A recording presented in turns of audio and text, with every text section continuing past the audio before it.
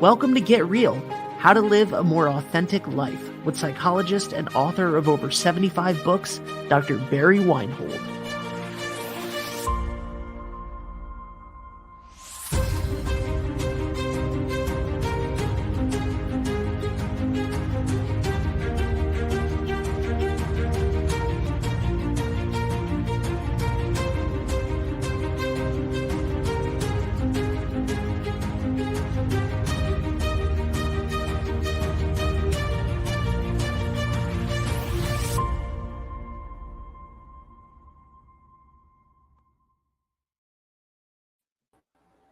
Hello, everyone. Welcome back to Get Real, How to Live a More Authentic Life with Dr. Barry Weinhold. My name is Ashley Ross. Dr. Weinhold, how are you doing today? I'm very grateful today.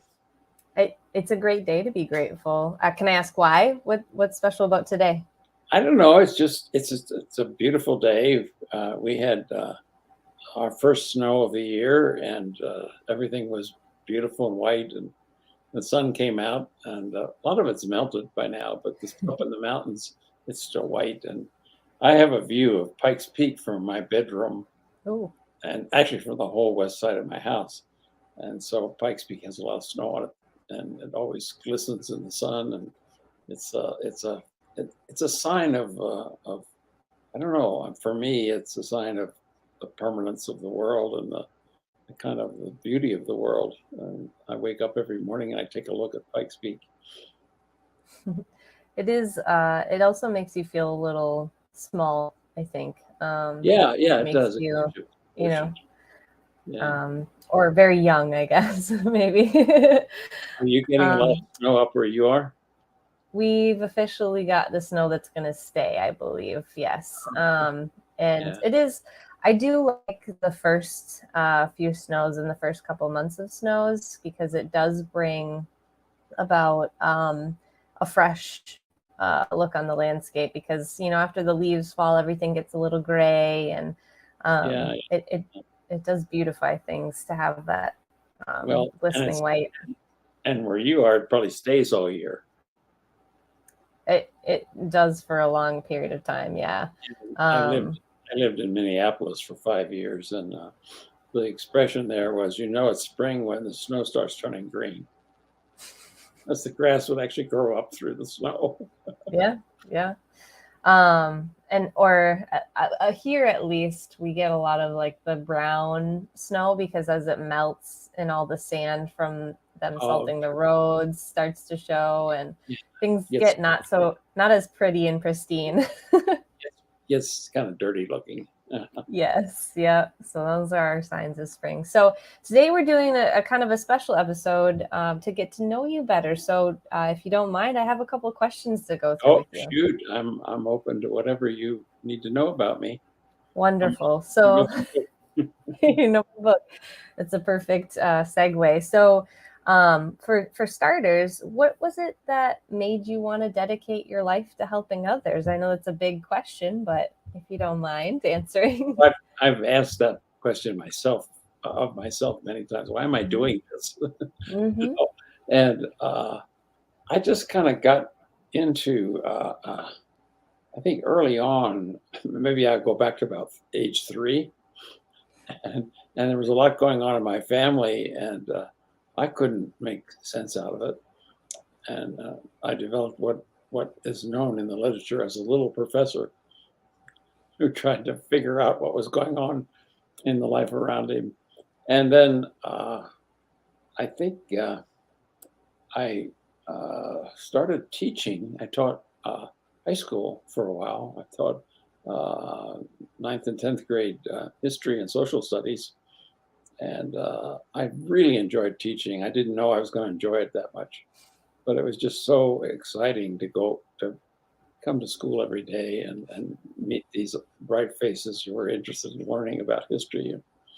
And so I think that's where I got started with, I consider myself a lifelong teacher. Mm-hmm. I mean, I just started to just do what I love to do, and I think also I grew up with a pretty solid kind of Christian background, and so giving to others was emphasized, and I kind of took that on and took that seriously. So I I, I appreciate that background. I can see how that would lead you into your current path, most definitely. Um, and kind of, again, segueing into what you had mentioned before of being an open book, the next question goes along with that. Of the 75 plus books you've written, do you have any that are your favorites? Oh, it's always my last one is my favorite one. And I always feel like, God, this is the best thing I've done. And so there's more to come. I have two books I'm working on right now that will be dynamite when I get them done. They will be my favorites. I mean, I can tell already that what I have put into them, I'm about halfway done with one of them, and that's what I'm going to talk about that later in the episodes in December about what that book's like, and then segue that into 2023 and talk more about it then when it gets published. So, Very exciting. so that's how I've looked at my books, and none of them really, except the ones I'm working on now, have are my favorites. And I think too that that makes a lot of sense. You've dove into them in the moment, and you've kind of immersed yourself. So I can see how that would be very true. So one of the things you're doing now that goes along with kind of the first question, and is something you're doing other than writing the books, is helping um, through BetterHelp, the new therapy app. So, what is the biggest theme that you see with your current clients, especially now that you're working with a younger generation on BetterHelp? Well, it's interesting because in my practice before I worked with BetterHelp, most of my clients were older, Hmm. and many of them were not really highly motivated. I mean, they were often men sent there by their wives saying, either go to therapy or this marriage is over. And that's not a good motivation for. No.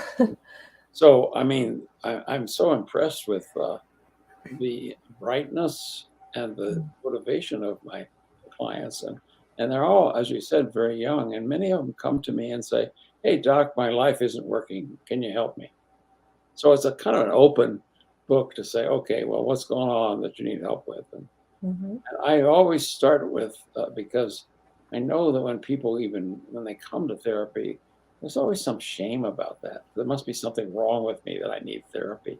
And I quell that in the first session. I look them right in the eye, I point at them, I say, there is absolutely nothing wrong with you, and I'm not here to fix you. And and that, I mean, it turned out for many of my clients, that's the best thing I ever said to them. That they really had bought into the fact that there's something wrong with them. And then I explain what I mean by that, what I think is going on in terms of any issues or problems they might be having. And I think we actually have had one of your clients on in a previous episode, and they pointed that out as well, that that was something that stuck out to them. Yeah, Um, I think that the current mental health system is off base on mhm. that because obviously it's based on diagnosis, which means now giving people a name for what's wrong with them. Yeah. And that has unintended consequences. It reinforces that shame. Right. And attaching some labels that, Yeah. maybe don't need to be there necessarily. Um, and I can definitely see that with the newer generations just being more acceptable that people seek help, and, it's encouraged, and, um, or at least people feel less maybe shame, and there's less barriers to them, because I imagine those older men that were forced to go to therapy probably really could have used the time to speak to someone as well, but maybe they just weren't ready to be open Yeah, yeah, yet. I mean, when you're kind of backed into a corner that way, it's not the best place to begin therapy and begin. No, probably not. And I think, I think we're better at making maybe that correct choice a little sooner, earlier in our lives when we feel like things aren't going as well as we think that they should. We're more comfortable asking for help. And that's a hopeful sign for me. Mm-hmm. I'm working with young people who are now breaking that taboo of going for therapy, and many of my clients, this is the first time they've ever been in therapy, and so that's encouraging to me, and it makes me feel hopeful about the future. Most definitely. So on a little bit lighter note, to end it off, we have some special holidays coming up, and you've talked before about the plans you have for Thanksgiving to cook a meal. So any other additions you can have for your plans coming up for the holidays and things, we talked about what you were thankful for in the beginning, but anything else you'd like to add? Well, I have about 2 or 3 social events coming up between now and the first of the year that I'm looking forward to, and one of them is it's actually a tourist attraction here. It's called the Flying W Ranch, and it they have a chuck wagon dinner and a musical review show afterwards. Performed by the Flying W Wranglers, and they mostly play Western music.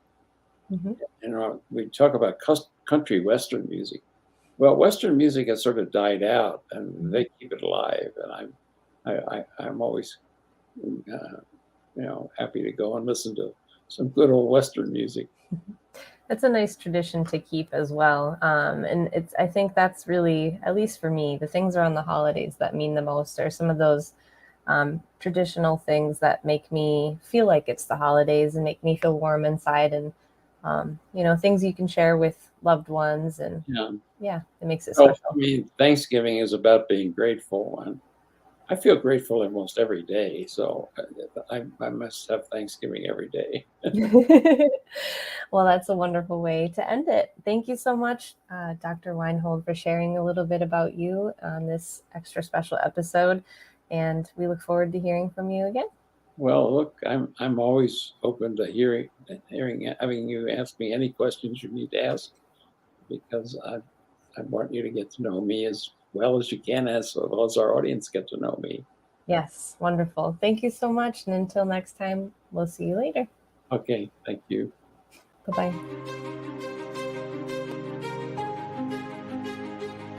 For more information, please visit the Colorado Institute for Conflict Resolution and Creative Leadership at CICRCL.org or click the link in the show notes.